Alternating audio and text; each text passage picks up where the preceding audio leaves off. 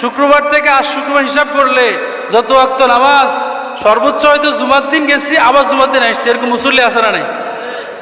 এরপরেও আমরা জুমার দিন আসি, প্রথমে 4 রাকাত 2 রাকাত তো পড়ে না, এরপরে 4 রাকাত আমাদের পড়ার সময়। এজন্যই তো নবীজি বলেছেন জান্নাতি মানুষের সংখ্যা একেবারেই কম। জান্নাতি মানুষের সংখ্যা কি?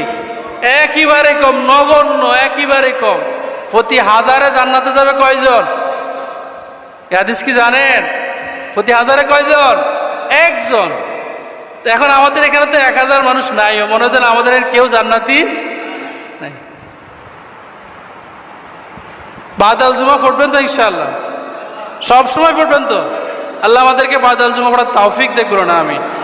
সম্মানিত মুসল্লানে কারাম, হযরত ওমর রাদিয়াল্লাহু তাআলা আনহু যখন কি অবস্থা, তিনি নামাজের মধ্যে করতেছে, একজন বিশ্বাসঘাতক তিনাকে ছুরি দিয়ে পিছন দিক থেকে কয়েকবার আঘাত করার কারণে তিনি মাটিতে পড়ে গেলেন।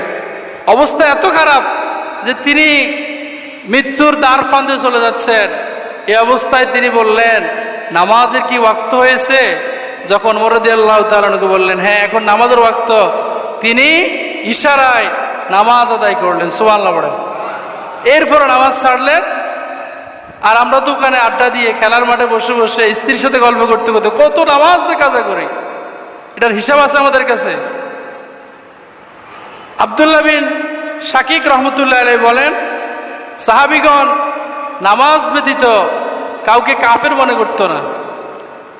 আল্লাহ নবীর সময় যদি কেউ নামাজ না পড়তো, সাহাবীরা তাকে মনে করতেন সে কাফের। তাই কি মনে করতো? কাফের। নামাজ না ছাড়লে কাউকে কাফের মনে করা হতো না।